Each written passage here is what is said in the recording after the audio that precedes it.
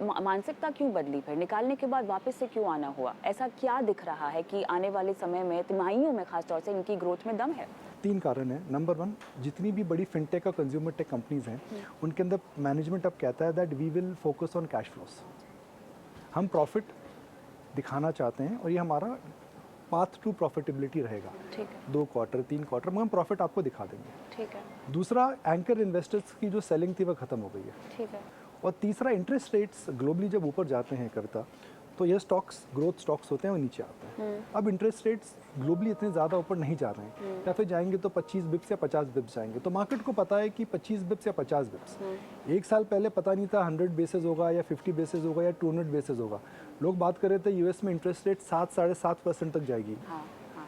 तो जो 1% से 7%, 1% से 5% जो हुआ, वो आप उसे 4% मत समझिए, उसको आप 400 गुना समझिए। बिल्कुल। तो 400 गुना अगर इंटरेस्ट रेट बढ़ जाएंगे तो अंडरलाइंग एसेट मार्केट हिल जाता है। बिल्कुल। तो 3 कारण है जिसकी वजह से यह स्टॉक्स वापस आए। मगर मुझे लगता है कि जो रैली हमने इन स्टॉक्स में देखी है अब थोड़ी थम सकती है। अच्छा। स्पेशली कंज्यूमर टेक और फिनटेक स्टॉक्स। अच्छा। सस्ते नहीं हैं। ये 3 फैक्टर्स जो मैं बात कर चुका हूँ, ये ऑलरेडी मार्केट्स फैक्टर इन कर चुका है। और यहाँ से मुझे लगता है कि अब 2-3 क्वार्टर्स की जो अर्निंग्स हैं उन पे थोड़ी नज़र रखनी चाहिए, बिकॉज इस समय मार्केट भी खुल चुका है। थोड़ा सा प्राइवेट बैंकिंग और एनबीएफसी में आपने कहा कि पैसा आ रहा है, उस पर बात करना चाहते हैं। क्यों प्राइवेट बैंकों से पैसा निकलकर एनबीएफसीज में जा रहा है और सारा फोकस वहाँ पर क्यों आ रहा है? देखिए, जब इंटरेस्ट रेट्स ऊपर जाते हैं तो प्राइवेट बैंक्स को हमेशा बेनिफिट होता है, या कॉर्पोरेट बैंक्स को हमेशा बेनिफिट होता है। क्यों? आपने जी साहब उसमें फिक्स डिपॉजिट कराया, 2 साल की फिक्स डिपॉजिट है, आपने 5% 6% पे लॉक करी है। मगर जब इंटरेस्ट रेट्स ऊपर जाते हैं तो बैंक जो ब्याज दर है उसको पास थ्रू कर देता है। सपोज वो 9% पे लेंड कर रहा था, अब वो अचानक 9.5 में करेगा। मगर आपका जो फिक्स डिपॉजिट है वो 2 या 3 साल बाद रिप्राइस होगा। तो 2 या 3 साल में हम जिसे हम लाइबिलिटी बोलते हैं, जो कि फिक्स डिपॉजिट्स हैं या फिर जो पैसा बैंक्स ने उठाया है, वह लोअर कॉस्ट पर आया। मगर वो जो लेंडिंग कर रहे हैं वो हायर कॉस्ट पे कर रहे हैं। तो क्या होगा?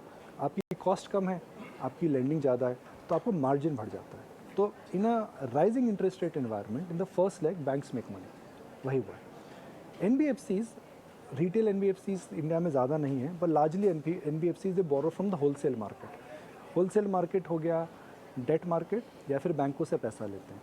तो जब इंटरेस्ट रेट्स ऊपर जाती हैं तो एनबीएफसीज की कॉस्ट ऑफ बोरोइंग वो ज़्यादा बढ़ती है, बिकॉज उनकी cost of borrowing is a function of the real underline repo rate and the system rate. वो बढ़ चुके हैं ऑलरेडी। तो एनबीएफसी की कॉस्ट ऑफ बोरोइंग बढ़ चुकी है, बैंक्स की नहीं बढ़ी, उनके पास डिपॉजिट बेस ज़्यादा है। जब इंटरेस्ट रेट्स फिक्स होते हैं और क्रेडिट अच्छा होता है तो एनबीएफसी की कॉस्ट ऑफ बोरोइंग नीचे आने लगती है। तो एनबीएफसी पहले रेट बढ़ा चुके हैं और अब फिर वो लो रेट पे बोरो करते हैं, तो उनको बेनिफिट होता है। तो in a rising interest rate environment, first leg banks will make money. In a falling interest rate environment, if demand is strong and if NPA cycle is good, which is what it is, NBFCs will make money. तो यही वक्त है NBFC पर भी focus करना चाहिए दर्शकों को? देखिए, शॉर्ट टर्म में एनबीएफसीज अच्छी लगती हैं, हाँ। लॉन्ग टर्म में बैंक्स अच्छे लगते हैं। ओके। बिकॉज एनबीएफसीज हमेशा साइकिल की मार खाएंगे। जब इंटरेस्ट रेट दोबारा ऊपर चला गया तो क्या होगा? फिर दोबारा।